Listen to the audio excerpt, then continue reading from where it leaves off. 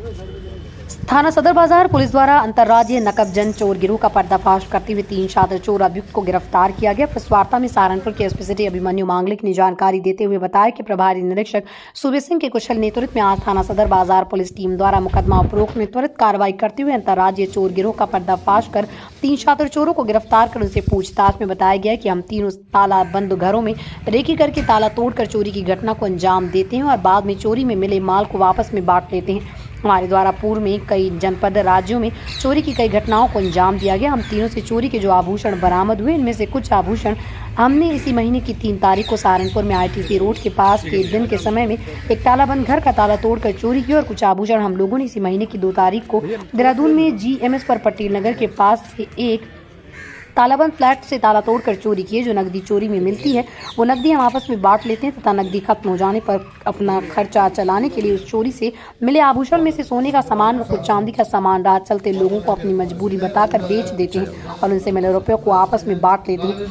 अवैध तमंचे के बारे में पूछने पर बताया कि तमंचा हम चोरी करते समय मकान मालिक या कोई घर में आ जाए तो उसको तमंचा दिखाकर डरा धमकाकर वहाँ से चोरी करके आसानी से निकल जाने के लिए रखते हैं। बरामद कार के बारे में बताया कि इस कार को हमने कुछ दिन पहले ही दिल्ली के व्यक्ति से खरीदा लेकिन अभी अपने नाम नहीं कराई। चोरी की घटना में इस कार का उपयोग करते समय फर्जी नंबर प्लेट लगा लेते हैं जिससे डिग्गी में हम घरों का ताला तोड़ने के लिए एक लोहे की रॉड भी रखते हैं। आज भी हम लोग रात्रि में किसी ताला बंद घर का ताला तोड़कर चोरी की घटना को करने की फिराक में रेकी करे थे, लेकिन उससे पहले ही आपने हमको पकड़ लिया। दिसंबर 2024 को खलासी लाइन में एक घर था, उसके वादी के द्वारा सूचना दी गई थी कि दोपहर में 12 से 3 बजे के बीच में जैसे ही वो और उसकी वाइफ वहाँ से घर को खाली छोड़ के गई थी तभी उनके घर में चोरी हुई। कम से कम 3 से 4 ताले जो थे जो लगे हुए थे घर पे वो सभी तोड़ के ताले समेत उनका सामान भी जिसमें कुछ नकदी और ज्वेलरी थी वो वहाँ से चोरी कर ली गई थी। पुलिस को इस सदर बाजार पुलिस को इस गैंग के अनावरण के लिए निर्देशित किया गया था और इसी क्रम में काफ़ी CCTV फुटेजेस देखी गई थी। CCTV फुटेज में हमारे पास एक I-10 गाड़ी जो कि क्लियर हो गई थी और एक मेन चोर जो घर के अंदर घुसा था उसका हमारे पास चेहरा और हुलिया सब चीज़ क्लियर हो गई थी। उसी गाड़ी को हमने ट्रैक करते करते कम से कम 70 से 80 CCTV कैमरे गए और देखा गया कि चोरी करने के बाद ये लोग यमुनानगर गए थे और चोरी करने से पहले ये करीब देवबंद के बाद बड़गांव और पूरा ही शहर देखते हुए इन्होंने जहाँ पे घटना की है इन्होंने जिस घर पर वहाँ पर पहुंचे। उसके बाद हमारी टीम को जब गाड़ी का सही नंबर मिला तो वो हापुड़ की गाड़ी ट्रेस हुई। हापुड़ में जब ये हमारी टीम वहाँ पे बैठी इन्होंने ऑब्जर्व किया तो काफ़ी हद तक ये क्लियर हो चुके थे कि चोर कौन है।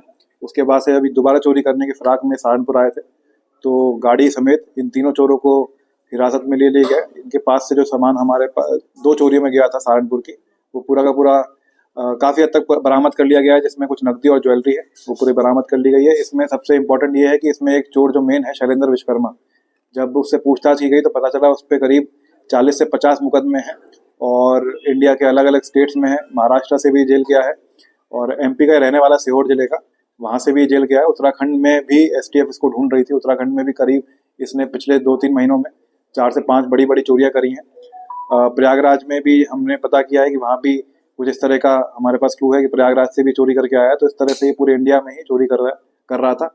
आशु जो इसमें है वो मेन गाड़ी का जो ड्राइवर है जो उसके साथ I-10 गाड़ी में रहता था और जो इसके अलग अलग जगह लेके जाता था वो था। ये नंबर प्लेट भी बदली किया करते थे गाड़ी की, जिससे इनकी गाड़ी कभी भी टोल में ट्रैक ना हो पाए। और सबसे बड़ी बात थी कि जिस जिले में चोरी करते थे उस जिले के ही नंबर प्लेट बनवा लेते थे और अपनी गाड़ी पे नंबर प्लेट लगाकर जिससे कोई उन पे शक ना करे बाहर की गाड़ी होने की वजह से, तो ये चोरी क्या करते थे। ये बाहर के रहने वाले थे लेकिन रेकी जो है किस तरीके से करते थे?